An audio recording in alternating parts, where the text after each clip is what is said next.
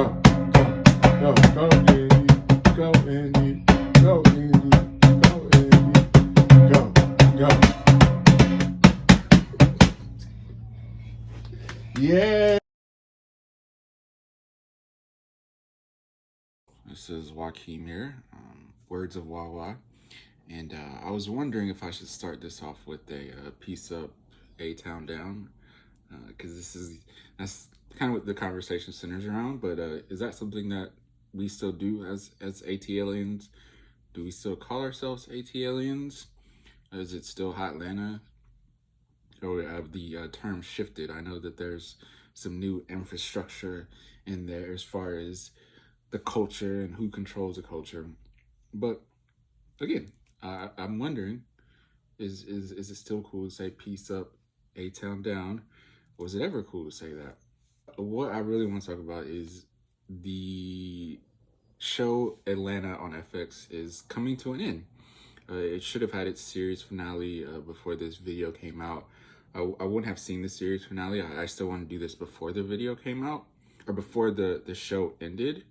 And for my personal taste and preference and just what I like to watch, this was one of the greatest TV shows I have ever seen. All 4 seasons. I appreciate season 3 more than I think a lot of people did. I'm one of the few ones who didn't think they got too weird or too out there, but I enjoyed season 3. It wasn't for everybody, but it worked for me. And one thing that I've realized about Atlanta as I was kind of coming up with this, that's one of those shows that messes with your senses, mainly your sense of sight and your sense of hearing, because the way that you see things and the way that you hear things in that show, it throws you off. Like you'll expect certain things to happen, to see certain things a certain way, and then it veers from your expectations. And I think that's actually very true of the city of Atlanta. I think the real city of Atlanta messes with all your senses, messes with your sense of smell, touch, taste, sight, and your hearing in a lot of different ways, and ways that people kind of, just, hey, I mean, you might go to Magic City or Blue Flame or one of those shops. I don't know if they still have them. I know they had a few out in East Point, and that could mess with all 5 of your senses at the same time. So it'll mess with you. And one of the reasons why I think the show Atlanta was so relatable is because Atlanta actually is like a weird place at times. So it messes with your senses, and it's also like a really weird place, like a legitimately weird place. It's a cultural hodgepodge, so many different cultural and economic classes coming together, clashing with each other, and it's a melting pot. It is a melting pot. I know it's changed over time, but I do believe it is still a melting pot. I visited not too long ago, and it's different. It's always different, and that's another thing. It's like it's one of those cities where it's like every time you come back, when you've left, it's completely new.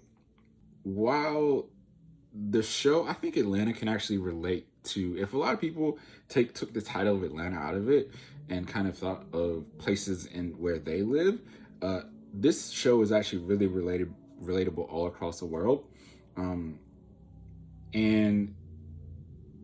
But to me, it holds a special place in my life because I believe I've experienced some of the surreal in Atlanta that Atlanta often portrays.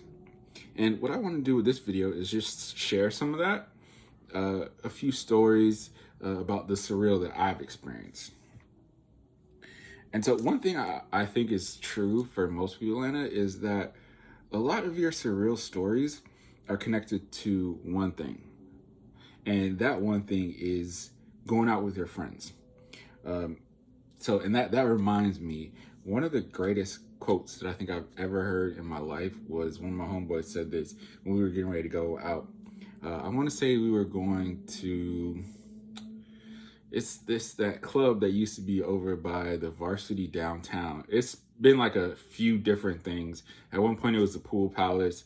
then it was something else before that, and then it became something else. I don't even know if it's there anymore, but we were getting ready to go there, and he asked, what time does that free all night shit end?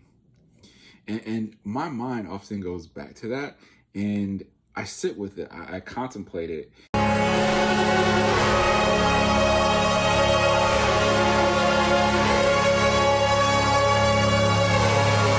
Because what time does that free all night shit end? What time does it end? It's a great question. And so, whether you're going to house parties, day parties, bars, or clubs, I think everybody has that weird going out experience in Atlanta. Oftentimes, it can be an otherworldly experience of going out in Atlanta. Because I've heard stories of people wandering into rooms in clubs that were basically paywalls, and they thought they had to pay their way to get out of these rooms. Or, there's the stories of bar crawling in St. Andrews, and you wander into a certain bar, and when you're with a group of black people, it's like everybody looks around, they do a double take, and then they're just kind of like. And one place you can definitely count on some crazy stories to come out of that night is Waffle House.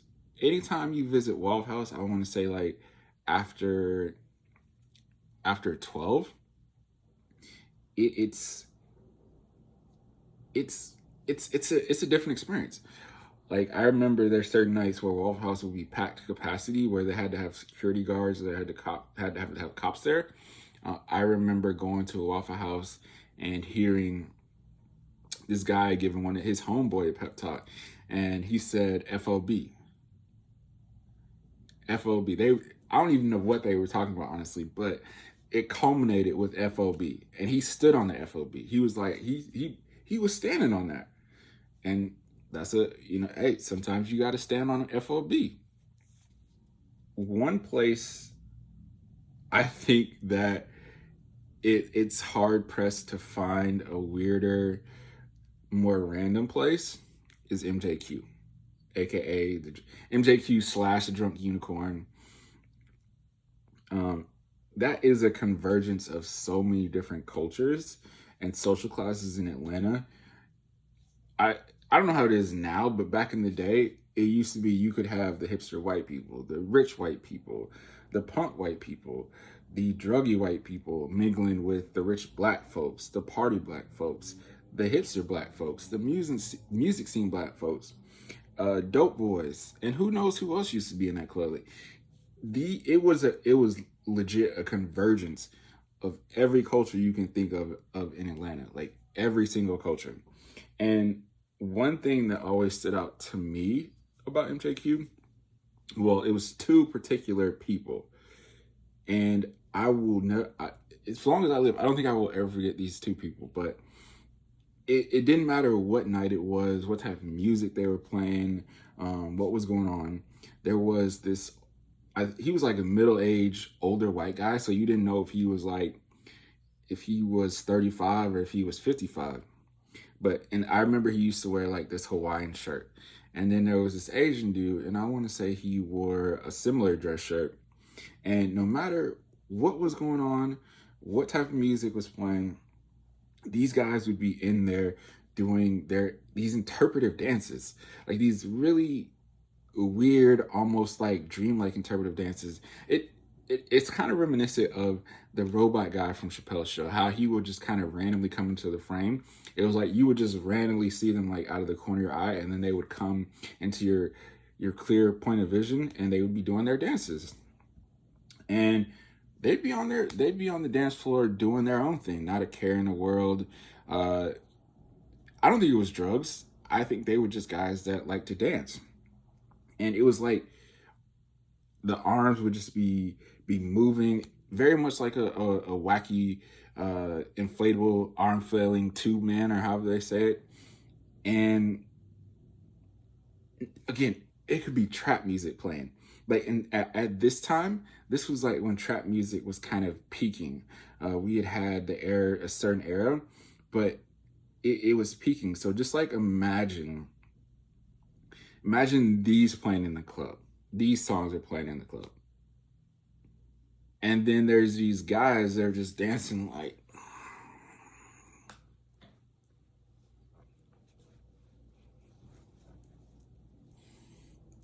just all that's what they were doing, just interpretive dances. And whenever I saw those guys, I was like, am I still in MJQ or the Drunken Unicorn? Or have we been teleported somewhere else? Have they been teleported somewhere else? So another interesting club that gave a lot of people very different experiences is the Royal Peacock. The one thing that stood out about the Royal Peacock, and most people know, is that stairs. Climbing those stairs, because like you would get to stair maybe like 9 or 10, and once you get to that certain step, the heat, it hits you. Like it's hot. It's like a legit heat, an insane heat, an unruly heat. Uh, it was crazy. Like I see why people may have had out of body experiences in that place, because that heat was different. It did something to you, and so the first real story that I'm gonna tell, it centers around the Royal Peacock. All right, so one night, me and one of my homeboys, one of my good friends, we went to the Royal Peacock. Of course, it started with the trip up the stairs, and the night that we went, I want to say it was like a dirty wine, poom poom, ride 'em contest, something like that. And so I don't think I was 21 at the time, and I wasn't drinking either. So it was going to be a night of being sober, and I don't think my homeboy drank at that time either. So it was still a cool night. Not as wild as those dance hall videos that you see, but a good night. And there was some wine, not wine, but some wine. I don't know what it is about Jamaican clubs, but they just do something to women, whether they're Jamaican or just American black women. And I'm pretty sure even white women and non-black women probably get a certain vibe or a certain feeling when they go in the Jamaican clubs. But the highlight, the highlight of the night was, so me and my homeboy, we made our way to the stage to get a better visual of this dirty wine poom poom riding contest. And so this contest happens, and I just remember there's this winner crown. It's this young lady. I'm not sure what she did, but she won. She may have done like a handstand. She may have done a split. She may have done a split and a handstand. But whatever she did, the poom poom was clearly dirty wine and riding because she won. So I remember we were by the stage, and the next thing I remember is my homeboy had kind of made his way onto the stage, because it was one of those things where it's like you realize it's happening, but then you don't realize it's happening. So he's on the stage, and the spirit of Shabba Ranks and Mad Cobra had to take over his body, because all I know is when the reggae kicked in, he he lost his mind. The girl was whining, and he was pulling out his dance hall moves. He picked her up. He was doing all kind of stuff. So whatever she was doing, he was keeping up with her. The wine, he was doing whatever. Like I said, Shabba Ranks or Mad Cobra must have taken over her body, because he had picked her up like he was ready to do a belly to back suplex. And I thought that was one of the funniest things I had ever seen in my life, because I was like, bruh, in my mind, I was like, where did all this come from? And it was like in an unfamiliar environment, my homeboy went for the win. It was like he knew that was his moment. And that was his moment of glory in dance hall history, his moment to shine. And he took it. No hesitation. He went for the gold. And I will give him props about that till this day. All right. So the second story also revolves around going out with your homeboys. I think a lot of stories like that. Again, like I said, most stories in Atlanta can revolve around going around with your homeboys. So I want to say this was either the summer that I graduated from high school, or it was my first summer break from college. But I think it was the summer after summer I graduated from high school, because the focus at that time was going out and having fun. That's all that was on my mind, is going out and having fun. So the night started with me meeting up with my homeboy to figure out what the move is, where we're gonna go. And the night turned into something completely different, something that I wasn't really even expecting to happen. So a friend of my homeboys, I guess he had gotten into it with a girl, or his girl, a girl in general, and she scratched his car up. But to everybody's surprise, he ended up being the one that got arrested. And so they took him in, and a night that was supposed to be about going out, turning out to making sure my homeboy wanted to make sure that his friend was straight. And because that's kind of the person that he is. He's one of those people that if you're his friend, he's gonna look out for you. And it was so much so that I remember when we were at the police station, he got into an argument with a police officer because he was trying to get some information, and the police officer was giving he wasn't really giving information. And my homeboy was like, "Nah, we're not gonna do it like that. You can give me the information." And they got into an argument. And so it ended up being a long night. Longer because we didn't go out, and it was one of those things. And the person ended up getting bonded out, and so we left. And I remember we were in East Point, Georgia, and everybody was tired. Everybody in the car was ready to go home. I think it was maybe like 2 or 3 of us in the car. And I remember we stopped at this red light, and there was this J, because there was like this curb island, and the J was kind of standing in that curb island. So we stop at the light, and I'm looking at this person. They're not really coming up to the car or anything, but they're standing there. And so the light changes, and we start to pull off. And that's when the person started to move. And for whatever reason, as we took off, the person took off into a sprint. And it was like the light pole, or whatever it was, the stop sign, whatever type of pole it was like it was thrown in the ground as soon as they took off. Because I think they took maybe like 4 steps, and boom, they hit the thing. Legs went up, and their legs, but I kid you not, this is how I saw it. Both of their legs went up in the air. I feel like their arms went straight up, and it was like something out of a cartoon. And I think that I was the only person who saw it, because as I said something, everybody else is acting like they didn't see it. And again, because it was such a long night, I do question in my mind if that's the way that I saw it, if that even happened. But it messed with me, because again, I saw they took off. The stop sign, like, I don't know if it was a stop sign, a light pole, or what it was, but they hit it, and it was like something out of a cartoon. And again, to this day, I do not know. I remember that, but I do not know if my mind was playing tricks on me or not. So the last story that I want to tell, it may be the most out there story. And it's it's a little out there. But I am the type of person who, I will drive, but if I can avoid driving, and if I don't have to drive, I will avoid it. Because at that time, Atlanta traffic was bad, but it was nowhere near, and it's full, it's super form that it is now. Because I've seen some pictures, I've heard some stories, and it sounds nuts. And so in Atlanta, if you're not going to drive, that means you're either going to be walking or you're going to be riding MARTA. At that time, I don't think Uber wasn't a thing at that time.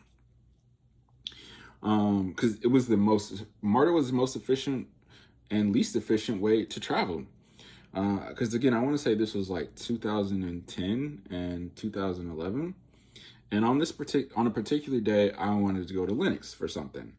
And so, if you're not driving and you want to go to Linux, you're going to ride the MARTA train. That's the easiest way to get there. And so, for me, I had to go eastbound to 5 Point Station, and which is basically like going to the upside down. 5 Point Station on any given day can be the upside down. You might see a Demogorgon, you might see the Mind Flayer, you might even see Vecna on any given day. Especially when 5 Points was in its heyday, you could see anything. And so once you get to 5 Points to go to Linux, you get on the northbound train.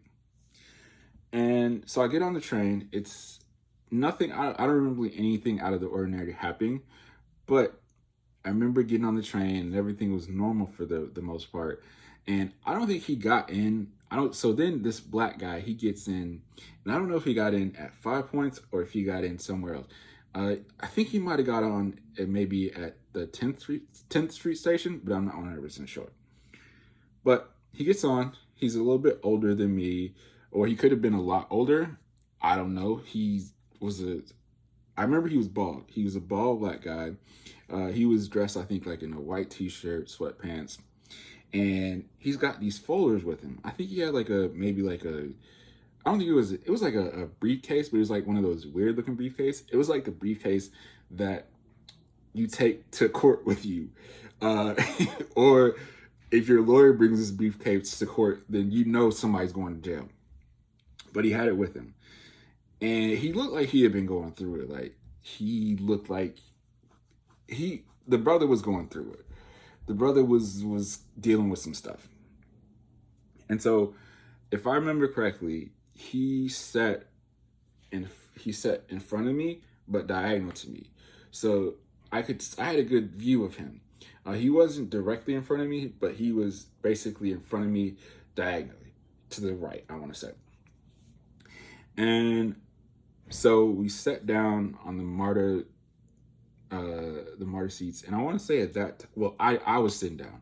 I want to say at that time, the MARTA seats were tan, and those seats is like as soon as he sat down, that's when he got in. That's when he started talking. It was like he charged up a little bit because the seats activate. If you've been on MARTA, you see people, they'll be sitting, and it's like the seats are revving them up. So he sits down, and he starts going off. So he's not talking to anyone, but he's talking to everyone on that particular part of the train. And so when you're going northbound, when you start going more northbound, that's when the train starts to get a little more. And so we got this black man that is on the train, and he's pouring people out. He's pouring his heart out to these people on this train. And in my mind, looking at it now, I just know that these were screaming. They were probably screaming internally. Police! Police! Police! Help! Police! Help! Police! Help! Help! Police! And even though he's not giving off these vibes fully, he's a black man on a MARTA bus talking loudly. So they had to be looking at this guy like he was crazy. And so he's telling this story, and I remember him telling the story about this woman who he had to go to court about, which I'm pretty sure why he was dressed the way that he was, why he had the manila folders, and why he had that briefcase.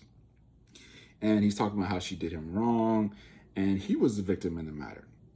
And he's going on and on. And I want to say we've gone through maybe 3 or 4 stops.